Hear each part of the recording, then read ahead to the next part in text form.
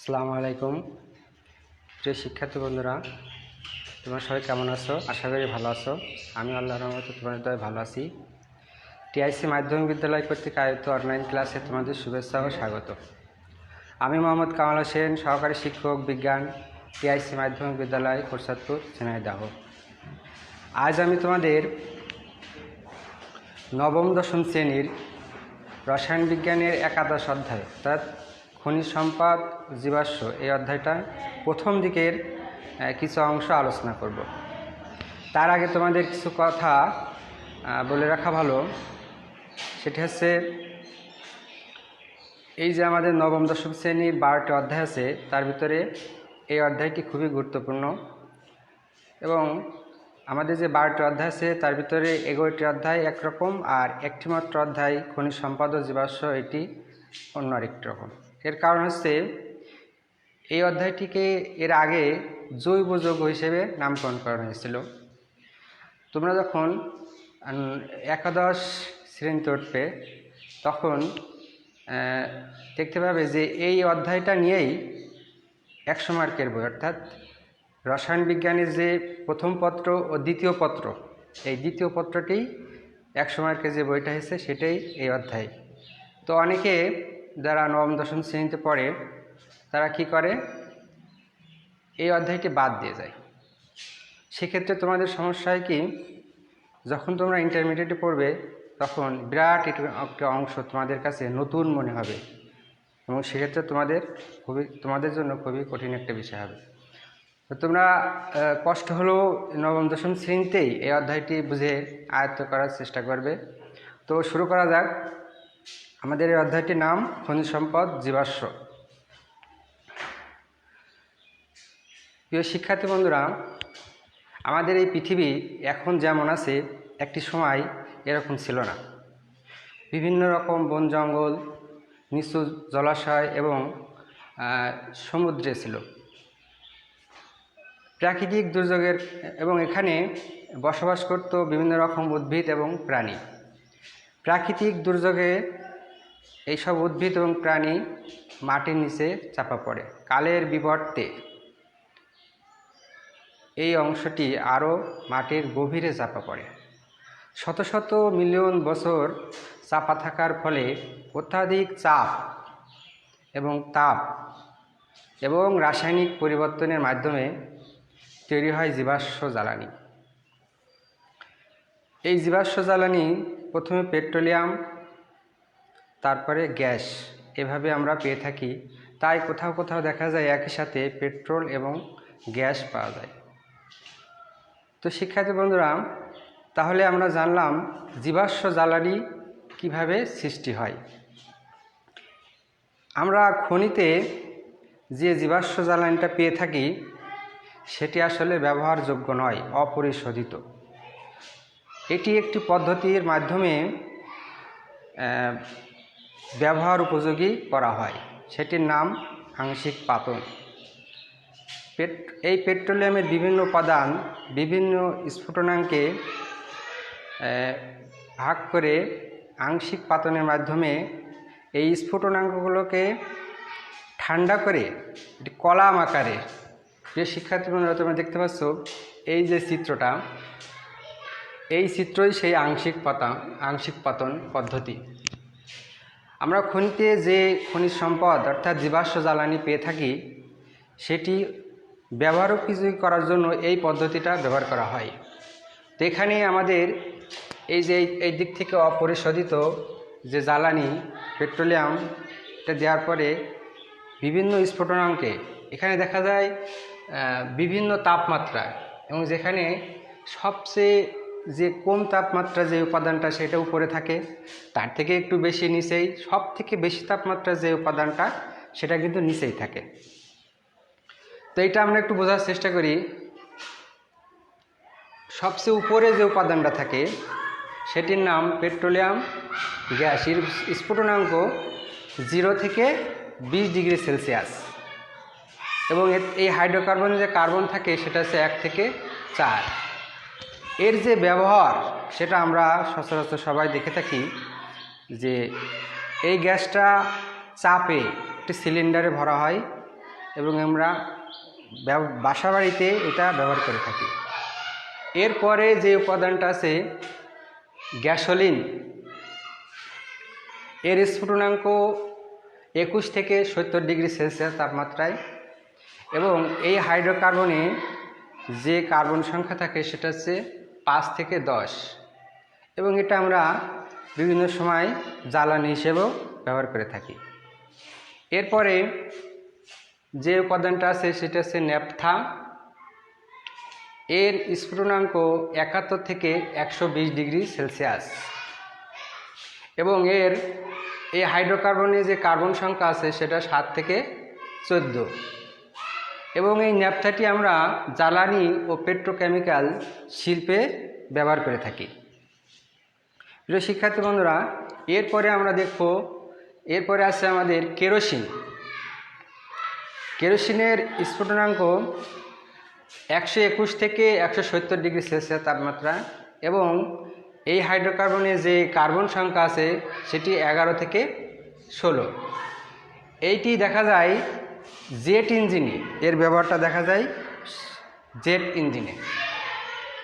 এরপরে আমাদের যে উপাদানটি আছে ডিজেল তেল, এর স্ফুটনাঙ্ক 171 থেকে 270 ডিগ্রি সেলসিয়াস তাপমাত্রায়, এবং এই হাইড্রোকার্বনে যে কার্বন সংখ্যা আছে তা 17 থেকে 20। এটি আমাদের জ্বালানি ও পিচ্ছিলকারক পদার্থ হিসেবে ব্যবহার করে থাকি। এরপর আছে লুব্রিকেন্ট তেল, তারপরে জ্বালানি তেল, সর্বশেষ যেটি আছে বিটুমিন, এর তাপমাত্রা, এর স্ফুটনাঙ্ক 340 ডিগ্রি সেলসিয়াস তাপমাত্রার উপরে, এবং এর কার্বন সংখ্যা 30-এরও বেশি। সচরাচর আমরা যে আমাদের আশেপাশে যে বিভিন্ন সময় রাস্তাঘাট তৈরি হয়, এই রাস্তা মেরামতে এই বিটুমিনটা ব্যবহার হয়। যে শিক্ষার্থী বন্ধুরা, তোমাদের আরেকটু বলে রাখি, এইখানে আমাদের এই খনিজ সম্পদ ও জীবাশ্ম এই অধ্যায়ের প্রথম দিকের যে অংশগুলো আছে এখান থেকে আমাদের বহু নির্বাচনী প্রশ্ন হয়। কেমন হয়? যেমন এই যে দিয়ে দিতে পারে কেরোসিনটা কী কাজে ব্যবহার হয়, কেরোসিনের স্ফুটনাঙ্ক কত, বা গ্যাসোলিনে কার্বন সংখ্যা কত বা এর স্ফুটনাঙ্ক কত। তো এটা হালকা হালকা যদি তোমরা পড়ো তাহলে কিন্তু মনে থাকবে না, তোমাদের বেশি বেশি প্র্যাকটিস করতে হবে, তারপরেই কিন্তু তোমাদের এটা মনে থাকবে।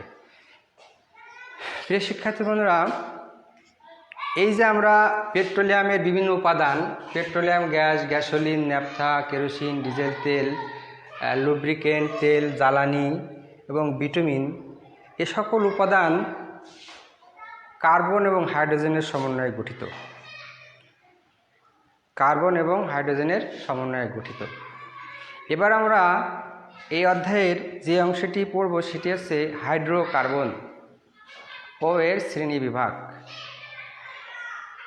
হাইড্রোকার্বন এবং এর শ্রেণীবিভাগ।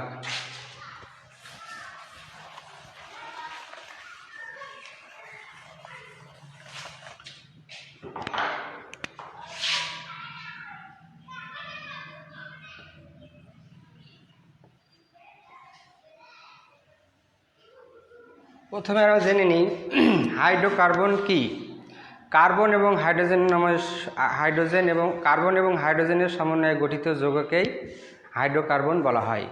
যেমন আমরা যদি এভাবে লিখে থাকি যে CXHY, এটা হাইড্রোকার্বনের সাধারণ সংকেত। যদি আমরা এখানে X-এর জায়গায় 1 আর H-এর জায়গায় Y-এর জায়গায় 4 দিয়ে থাকি তাহলে এটার নাম হয় মিথেন। আমরা যদি X-এর জায়গায় 2 এবং Y জায়গায় 4 দিই তাহলে এর নাম হয় ইথিন। এইভাবে আমরা বিভিন্ন হাইড্রোকার্বন নাম করতে পারি। তো আমাদের হাইড্রোকার্বন মূলত কার্বন এবং হাইড্রোজেনের সমন্বয়ে গঠিত। হাইড্রোকার্বনকে মূলত দুই ভাগে ভাগ করা হয়, অ্যালিফ্যাটিক হাইড্রোকার্বন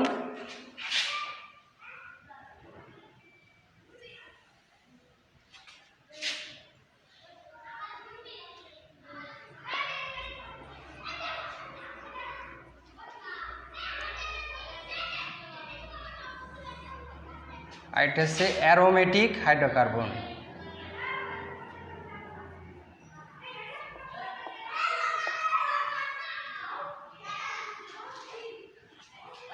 শিক্ষার্থী বন্ধুরা, এবার আমরা জানব অ্যালিফ্যাটিক হাইড্রোকার্বন কি এবং অ্যারোমেটিক হাইড্রোকার্বন কি।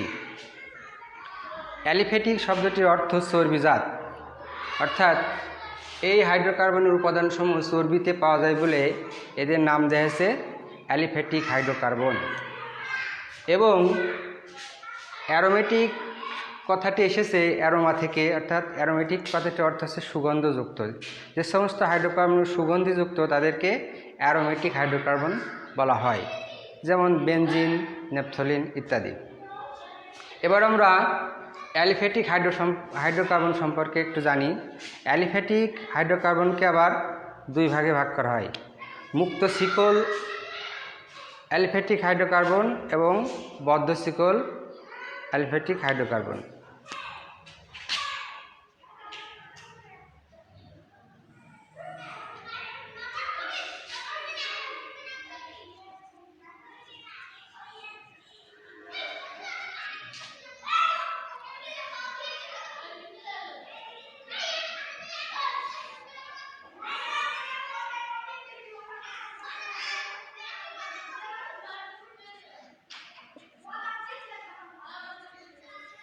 বদ্ধ শিকল অ্যালিফ্যাটিক হাইড্রোকার্বন।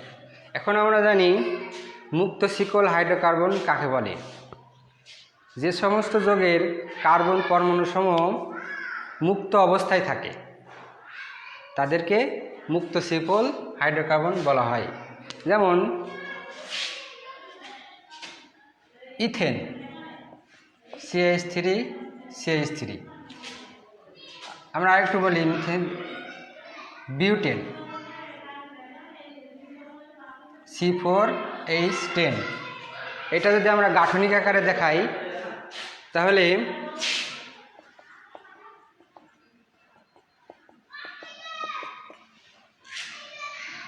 এই যে প্রান্তীয় কার্বন, এই কার্বন মুক্ত, যার কারণে এই বিউটেনকে আমরা মুক্ত শিকল হাইড্রোকার্বন বলে থাকি। এই মুক্ত শিকল হাইড্রোকার্বন আবার দুই প্রকার: একটি সম্পৃক্ত হাইড্রোকার্বন আর একটি অসম্পৃক্ত হাইড্রোকার্বন।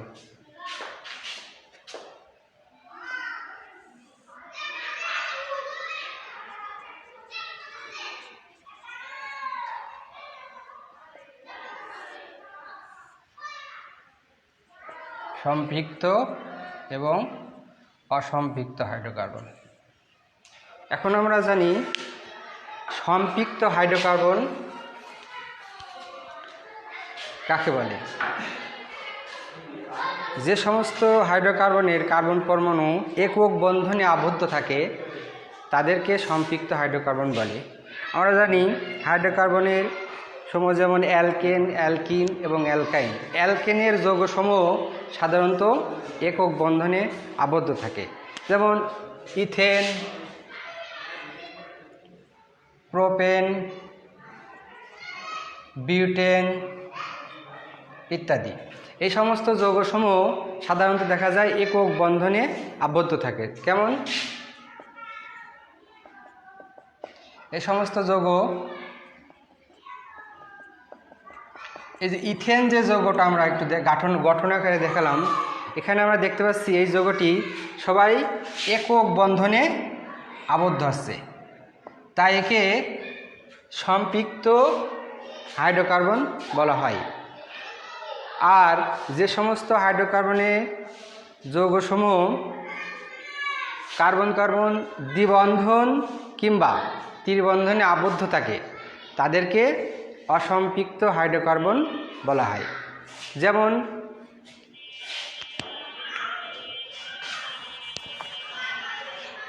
অ্যালকিন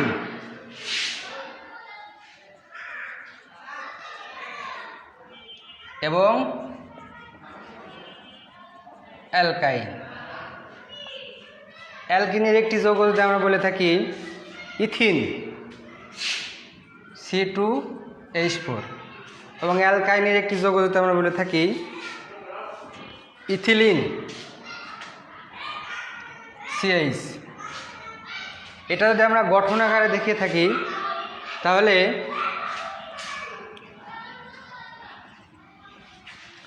ইথিনটা যদি আমরা গঠন আকারে দেখাই কেমন হয়,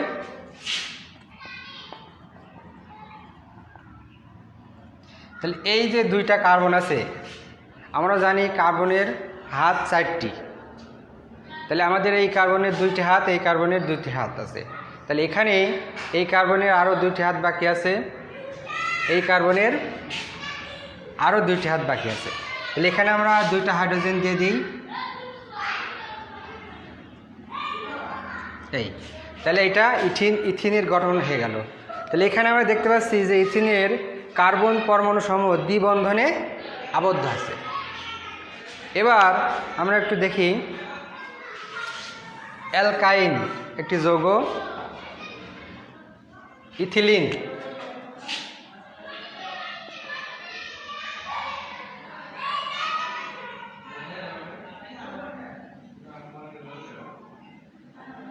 এখানে কার্বন 2টো এবং হাইড্রোজেন 2টা। তো এখানে দেখা যাচ্ছে যে কার্বন এবং কার্বন সমূহ ত্রিবন্ধনে আবদ্ধ আছে। এখানে কার্বনের এই 3 হাত এবং এ হাত 4 হাত হয়ে গেল, কার্বনের এই 3 হাত এবং এ হাত 4 হাত হয়ে গেল। এভাবে কার্বনের 4 হাত পূরণ করা হয়। তো আমরা জানলাম সম্পৃক্ত এবং অসম্পৃক্ত হাইড্রোকার্বন সম্পর্কে। প্রিয় শিক্ষার্থী বন্ধুরা, এবার আমরা জানব বদ্ধ শিকল হাইড্রোকার্বন। মুক্ত শিকল হাইড্রোকার্বনে যেমন সম্পৃক্ত এবং অসম্পৃক্ত হাইড্রোকার্বন আছে, বদ্ধ শিকলেরও সম্পৃক্ত এবং অসম্পৃক্ত হাইড্রোকার্বন আছে। বদ্ধ শিকল হাইড্রোকার্বন বলতে বুঝি যে সমস্ত হাইড্রোকার্বনের যৌগসমূহ কার্বন বন্ধনে আবদ্ধ থাকে তাদেরকে বদ্ধ শিকল হাইড্রোকার্বন বলা হয়। এখন আমরা একটি মুক্ত শিকল সম্পৃক্ত বদ্ধ শিকলের একটি উদাহরণ দিই।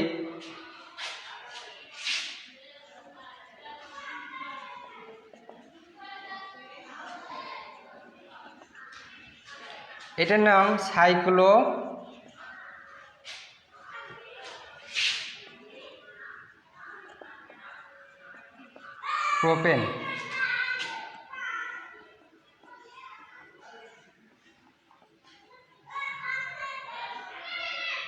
এটির নাম সাইক্লোবিউটেন। এটি মুক্ত সম্পৃক্ত বদ্ধ শিকল হাইড্রোকার্বন। প্রিয় শিক্ষার্থী বন্ধুরা, এখানে তোমাদের একটু ভালো করে বুঝে নেওয়া দরকার। সেখানে তোমাদের বহু নির্বাচনী প্রশ্ন হয়, যেমন দিতে পারে নিচের কোনটি সাইক্লোপ্রোপেন। তো তোমরা একটু এইভাবে বুঝে নেবে যে যেহেতু এটা বদ্ধ শিকল, তাহলে এটা একটির সাথে আরেকটি বদ্ধ থাকবে, এবং এই যে এটা যদি আমাদের গঠন আকারে দেখাই, তাহলে এই কার্বনের যে আরও এক হাত এবং দুইটা আর 2টা হাইড্রোজেন চলে গেল। এইভাবে যদি থাকে, এই কার্বনের যেমন এই কার্বনের 1, 2 আর 2টা হাইড্রোজেন এখানে দরকার। এই কার্বনেরও ঠিক 1 হাত 2 হাত আর 2টা হাইড্রোজেন। এইটা এইভাবে তোমরা যদি বুঝে নাও, তাহলে বহু নির্বাচনীটা যদি তোমাদের এইভাবে দিয়ে থাকে যে নিচের কোনটি সাইক্লোপ্রোপেন, তাহলে তোমরা সহজে সেটা আয়ত্ত করতে পারবে এবং তোমাদের আর সমস্যা থাকবে না। এরপর আমরা উদাহরণ দেব অসম্পৃক্ত বদ্ধ শিকল হাইড্রোকার্বনের।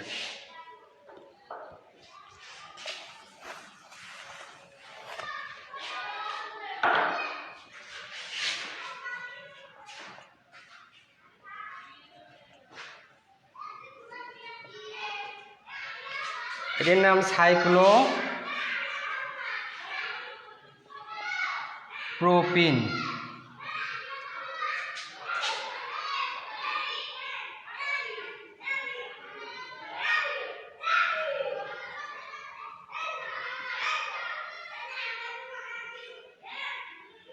এটার নাম সাইক্লোবিউটিন।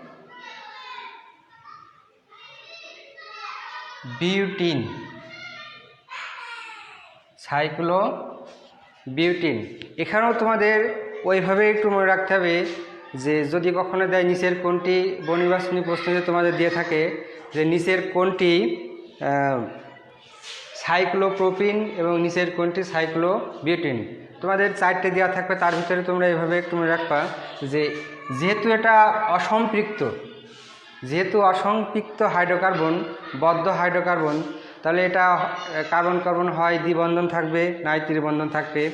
যেহেতু সাইক্লোপ্রোপিন এবং সাইক্লোবিউটিন অ্যালকিন এটা, তাই এটা কার্বন কার্বন দ্বিবন্ধনে আবদ্ধ থাকবে। তো সেক্ষেত্রে আমাদের মনে রাখতে হবে এই যে প্রথম যে দুটি কার্বনের যে দ্বিবন্ধন আছে, এখানে এই কার্বনের এই হাইড্রোজেনটা যদি আমরা মুছে দিই তাহলে এই কার্বনের হাত কিন্তু 1, 2 এবং 3টা হয়ে গেছে, তাহলে নিশ্চিত আর একটি হলেই হয়ে যাচ্ছে।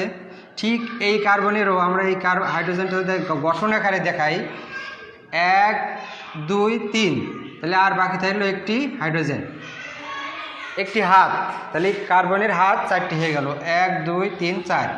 এই কার্বনটাও যদি আমরা ওইভাবে দেখাই যে কার্বনের হাত 1, 2 হয়ে গেছে, আর বাকি আছে কয়টা? 2টা। তাহলে কার্বনের এই হাত যদি তোমরা ঠিক রাখো তাহলে তোমাদের এই জাতীয় বহুনির্বাচনী প্রশ্ন আর ভুল হবে না। তো প্রিয় শিক্ষার্থী বন্ধুরা, এতক্ষণ আমরা জানলাম হাইড্রোকার্বন এবং তার শ্রেণীবিভাগ। এবার আমরা এই অধ্যায়ের যে অংশটি জানব সেটা হচ্ছে সমগোত্রীয় শ্রেণী।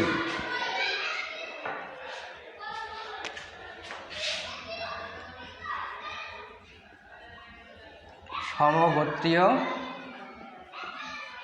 শ্রেণী। তাহলে আমরা জানি প্রথমে সমগোত্রীয় শ্রেণী কাকে বলে।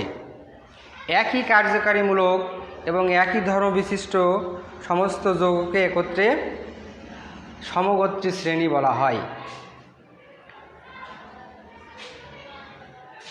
সমগোত্র শ্রেণীর সকল সদস্যকে একটি সাধারণ সংকেতের মাধ্যমে প্রকাশ করা হয়। যেমন অ্যালকেন, এর সাধারণ সংকেত CnH2n+2। অ্যালকিন সমগোত্রী শ্রেণীর সাধারণ সংকেত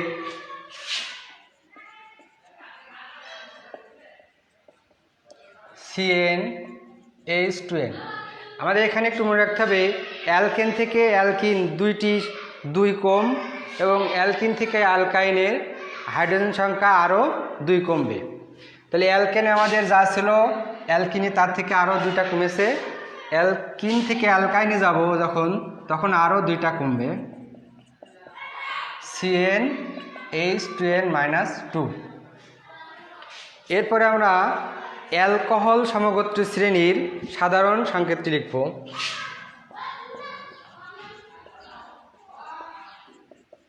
CnH2n+1OH।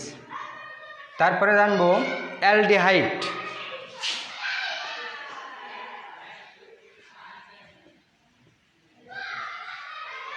CnH2n+1CHO। আরেকটি আছে কার্বক্সিলিক অ্যাসিড।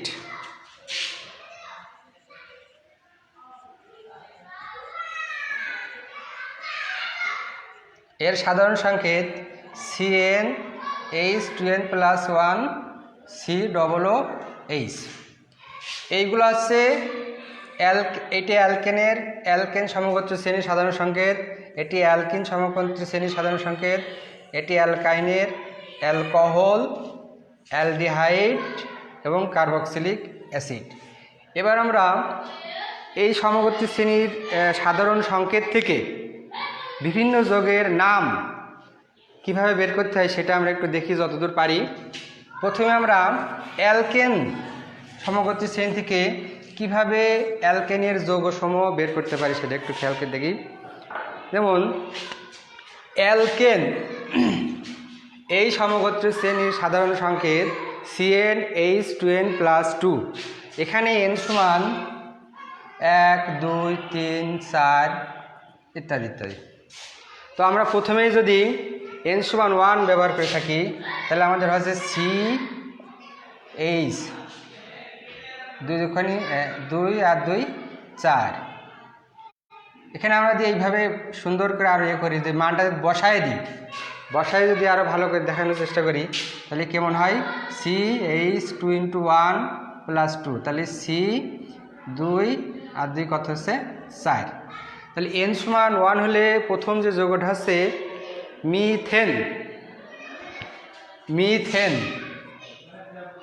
এটা কিভাবে বলতে হয়, অ্যালকেন যৌগের সকল সদস্যের শেষে n যুক্ত করতে হয়, তাহলে মিথ যোগ n, তাহলে কি হলো, মিথেন। এবার আমরা যদি n=2 ব্যবহার করি, n=2 ব্যবহার করি, তাহলে কি যৌগ আসে একটু দেখি, C2H 2 × 2 + 2, তাহলে 2 × 4 আর 2 6। এই যৌগটির নাম হবে, n=2 হলে ইথ যোগ n, তাহলে কি হচ্ছে, ইথেন। তাহলে n=2 হলে আমাদের যে যৌগটি আছে সেটা হচ্ছে ইথেন। এইভাবে আমরা butane, pentane, hexane, heptane, octane, nonane, decane ইত্যাদি যৌগগুলো বের করতে পারি। এবার আমরা একটু দেখি অ্যালকিন যৌগ, অ্যালকিন সমগোত্র শ্রেণীর যৌগ থেকে কিভাবে বিভিন্ন যৌগ বের করতে পারি। অ্যালকিনের সাধারণ সংকেত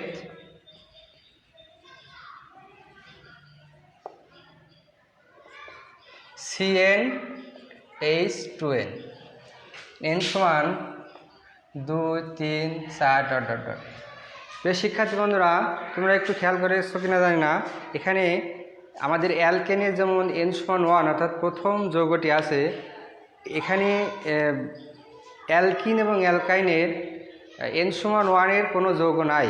একটা তোমরা একটু খেয়াল করো যে অ্যালকিন কাকে বলে, যে সমস্ত হাইড্রোকার্বনের কার্বন পরমাণুসমূহ দ্বিবন্ধন, এবং অ্যালকাইন মানে কার্বন পরমাণুসমূহ ত্রিবন্ধনে আবদ্ধ থাকে। তাহলে দ্বিবন্ধনে আবদ্ধ হতে হলে কমপক্ষে 2টা কার্বন, ত্রিবন্ধনে আবদ্ধ হতে হলে কমপক্ষে 2টা কার্বন থাকতে হবে। এই জন্য অ্যালকিন এবং অ্যালকাইনের n=1 এর কোনো সদস্য নাই। তাহলে n=2 যদি হয়, তাহলে C2H 2 × 2, তাহলে C2H4, এটা নাম হচ্ছে ইথ।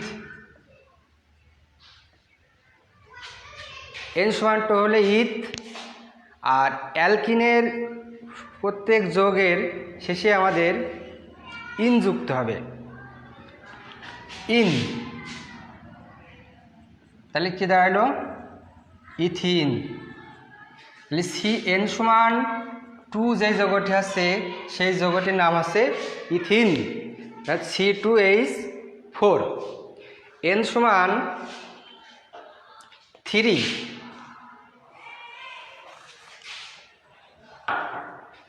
যদি আমরা দিই C3H2 × 3, C3H6, তাহলে n=3 হলে ইথ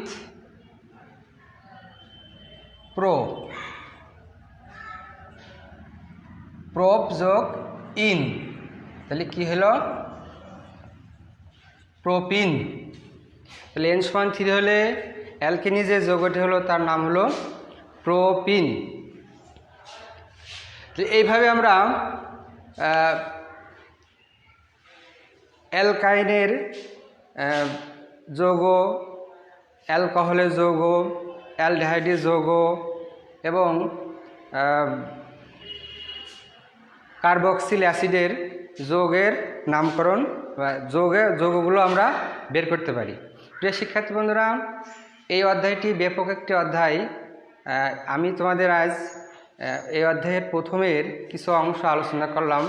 পরবর্তী ক্লাসে এই হাইড্রোকার্বনের যেমন অ্যালকিন, অ্যালকাইন, অ্যালকোহল, অ্যালডিহাইড, জৈব অ্যাসিড, এগুলার যে বিস্তারিত আলোচনা আছে পরবর্তী ক্লাসে আমি তোমাদের আলোচনা করব। আজ এই পর্যন্তই। তোমরা সবাই ভালো থাকো, আমার জন্য দোয়া করবে, আমি যেন ভালো থাকতে পারি। আসসালামু আলাইকুম।